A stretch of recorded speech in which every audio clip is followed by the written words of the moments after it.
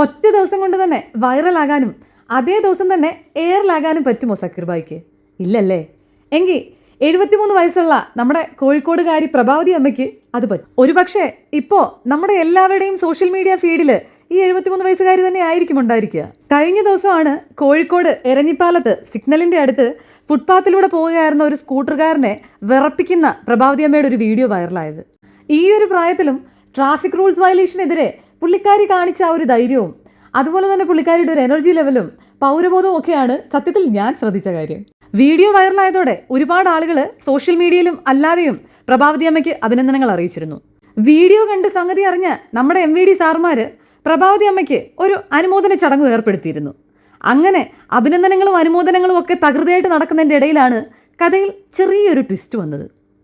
വൈകുന്നേരമായപ്പോഴേക്കും അനുമോദനങ്ങളും അഭിനന്ദനങ്ങളും എല്ലാം നേരെ പരിഹാസങ്ങളായിട്ട് മാറി. ഇതിൻ്റെ പുറകിലെ കറുത്ത കരങ്ങൾ മറ്റാരുടെയും അല്ല സുഹൃത്തുക്കളെ, നമ്മുടെ നാട്ടിലെ ഓൺലൈൻ മീഡിയാസും ന്യൂസ് ചാനൽസും തന്നെയാണ്. ഇവർ അതിനുശേഷം പ്രഭാവതി അമ്മയുടെ ഒരുപാട് വീഡിയോസ് അപ്ലോഡ് ചെയ്യുകയും അത് അൺനെസസറി ഹെയ്റ്റ് സ്പ്രെഡ് ചെയ്യാനും കാരണമായി.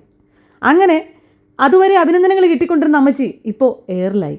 ഇതിൻ്റെ പേരിൽ ആ അമ്മച്ചിയെ കളിയാക്കുകയും ട്രോളുകൾ ഉണ്ടാക്കുകയും ചെയ്യുന്ന ആളുകളോട് എനിക്ക് ഒരേ ഒരു അപേക്ഷയേ ഉള്ളൂ. പ്രായമായ സ്ത്രീയല്ലേ, വിട്ടേക്കൂന്നേ. എല്ലാവരും കൂടി ചേർന്ന് പാവത്തിന് ഇനിയും ബഹിരാകാശത്തേക്ക് അയക്കരുത്. ഒരിക്കലും വൈറലാകാനോ റീച്ചിന് വേണ്ടിയോ അവർ ചെയ്തൊരു കാര്യമല്ല അത്. അങ്ങനെ ആയിരുന്നെങ്കിൽ ഒരു പക്ഷേ നമുക്കവരെ കുറ്റപ്പെടുത്തുന്നതിന് ന്യായമുണ്ട്. അവർ മുൻപും ചെയ്തുകൊണ്ടിരുന്നൊരു കാര്യം അതിനുശേഷവും ചെയ്യുന്നു എന്ന് മാത്രമേ ഉള്ളൂ. ഈ ഒരു കാരണം കൊണ്ടെങ്കിലും നമ്മുടെ നാട്ടിലെ മോട്ടോർ വെഹിക്കിൾ ഡിപ്പാർട്ട്മെൻറ്റ് ഏതായാലും ആക്റ്റീവായി. ഇനി ട്രാഫിക് റൂൾ വയലേഷൻസ് എല്ലാം മോണിറ്റർ ചെയ്യും എന്നാണ് പറഞ്ഞു കേൾക്കുന്നത്.